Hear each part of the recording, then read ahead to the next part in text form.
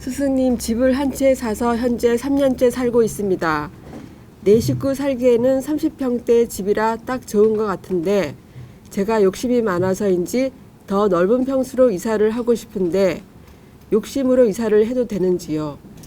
또한 차를 산 지가 5년이 지나서 새 차 욕심이 나는데 더 좋은 차로 바꿔도 되는지요? 욕심을 채우자니 부담이 되고 이대로 살자니 주변 사람과 비교되면서 왠지 위축되는 느낌이 들 때가 있습니다. 어떻게 판단하는 게 좋을지 현명한 가르침 주시면 감사하겠습니다. 네, 아주 좋은 질문입니다. 우리가 집을 살다 보면 이렇게 내 형편이 좋아지면 넓은 데로 이사를 하게 되지 않습니까? 그리고 또 형편이 안 좋아지면 좁은 데로 가기도 하고, 그죠? 근데 이제 여기 계신 분들은 좀 넓은 집 또는 좋은 차 타고 싶죠? 안 그렇습니까? 대부분 아마 그럴 겁니다. 넓은 집에 이사를 가거나 좋은 차를 살 때는 정말 신중해야 됩니다. 자, 집은 내가 혼자 사는 집이 있고 가족이 3명, 4명, 5명 이렇게 사는 집이 있지 않습니까? 그리고 또 내 형편에 따라서 집을 살게 되죠. 그런데 내 형편부터 말씀을 드리면 내가 지금 30평대 사는데 큰 불편함이 없는데 욕심에 한 50평대로 이사를 가고 싶은 거예요. 근데 50평대를 내가 사자니 정말 경제적으로 부담이 되고 또 그냥 살자니 왠지 친구들에 비해서는 좀 못 사는 것처럼 보이니까 열등감이 생길 수도 있고 그래서 이렇게 욕심으로 막 빚을 지면서 넓은 집으로 가는 분들이 있죠. 근데 이제 여기서 꼭 알아야 될 것은 내 욕심으로 넓은 집에 가는 건 절대 조심을 해야 됩니다. 왜 그러냐면 집이라는 것은 늘 내 인기가 모아져서 에너지 작용을 해요. 그러니까 무슨 말씀이냐면 가족들이 사는 집이기 때문에 내 기운만이 아니라 가족의 기운이 모아져서 이 에너지가 아주 충만하게 작용할 수도 있고 허전하게 작용할 수도 있다. 그런데 가족의 에너지가 약하고 내가 경제력도 아직 부족하고 이렇게 큰 집에 가기에는 부담스럽다는 얘기는 아직 내 기운이 작다는 뜻이에요. 근데 단지 욕심으로 이렇게 부담을 짊어지고 막 빚을 내면서 무리하게 집을 늘려가는 것은 내 기운이 집에 치이는 작용을 할 수가 있습니다. 그래서 집을 늘려갈 때는 내가 너무 부담을 짊어지면서 빚을 내면서 무리하게 이렇게 집을 함부로 늘려가는 게 아니다.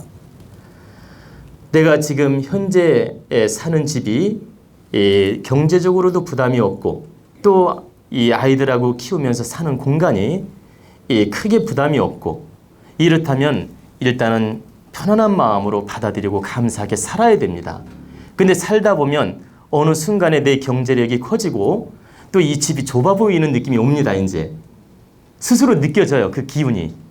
내 질량이 커지면 집이 작구나, 부담되는구나, 좀 더 기운을 키워야 되겠구나 이런 느낌이 딱 옵니다.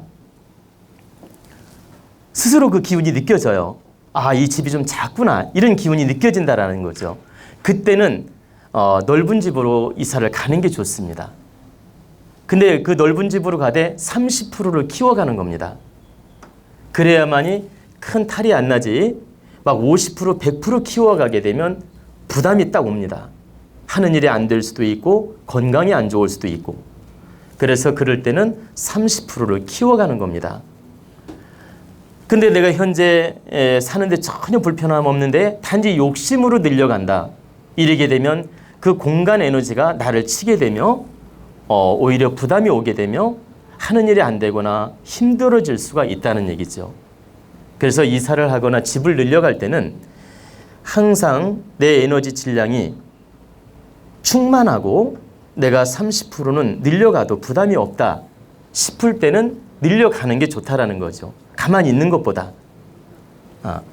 그래서 항상 자신의 형편과 자신의 경제 능력과 자신의 가족 숫자에 따라서 이런 부분은 잘 분별해서 결정해야 된다 이 뜻입니다. 그리고 이제 자동차 문제를 이제 말씀드릴 건데, 자동차를 내가 이제 예를 들어서 지금 소나타를 잘 타고 있는데 전혀 부담이 없어요. 아까 그 질문 중에 보면은 한 3년 차를 탔다고 했나요? 5년 탔다고 했나요? 5년. 그럼 예를 들어서 이제 소나타를 한 5년 정도 탔는데 전혀 문제가 없고 부담이 없고 내가 타는데 전혀 문제가 없는데 단지 욕심으로 막 그랜저나 뭐 에쿠스를 사고 싶다 예를 들어서. 근데 이걸 타려니까 내가 부담이 딱 밀려오는 거예요. 경제적이나 사회적으로. 그런데도 그걸 부담스러운 걸 감수하면서 단지 사치심 때문에 욕심으로 좋은 차를 타는 건 현명하지 못하다. 그런 현상이 오게 되면 어떤 현상이 오냐면 내가 이걸 얻은 만큼 다른 쪽으로 손실이 옵니다. 그러니까 내가 좋은 차를 얻은 것만큼 에너지가 다른 쪽으로 분출해 나가게 됩니다. 그래가지고 그 차를 계속 못하게 만들거나 힘들어지게 만들어요. 즉 에너지가 다른 쪽으로 뺏겨나가서 어려워진다. 그래서 내가 좋은 차를 타고 싶을 때는 내가 이 그랜저를 사든 에쿠스를 사든 내 형편에 부담이 없다. 만약에 그렇다면 그걸 사도 되는 거예요. 제 얘기는 늘려가는 게 나쁘다는 말이 아니라 부담스러우면서도 사치심, 경쟁심 이런 환경에 의해서 내가 부담을 감수하면서 늘려가는 건 바람직한 방법이 아니다는 얘기입니다. 그래서 우리가 자동차나 집이라는 것은 내 기운보다 한 30%는 좀 낮게 움직여서 행하는 게 오히려 좋은 방법입니다. 하나만 예를 들어 볼게요. 내가 그랜저 탈 수준이라면 소나타를 타는 게 오히려 부담이 없는 거예요. 그리고 기운이 충만하고 그리고 항상 그 사람은 기운이 남아돌기 때문에 오히려 안전합니다. 그래서 한 단계씩 내가 조금 낮추어서 겸손하게 노력하는 것이 오히려 생활을 지혜롭게 하는 방법이다.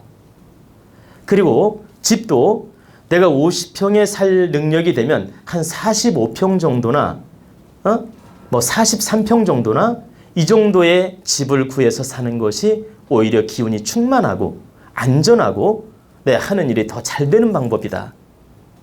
그러니까 집이나 차가 내 기운보다 앞질러 가는 건 좋지 않다. 내 기운이 앞질러 가고 이 집이라든가 자동차가 뒤따라와야지 차라든가 집이 내 기운보다 앞질러 가는 건 절대 지혜로운 방법이 아니다.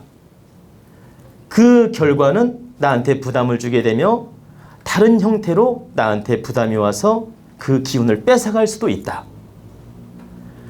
그래서 절대 사치성으로 자동차를 산다든가 욕심으로 집을 늘린다든가 이런 행위를 하는 것은 매우 위험한 행동이며 바른 방법이 아니라는 뜻입니다.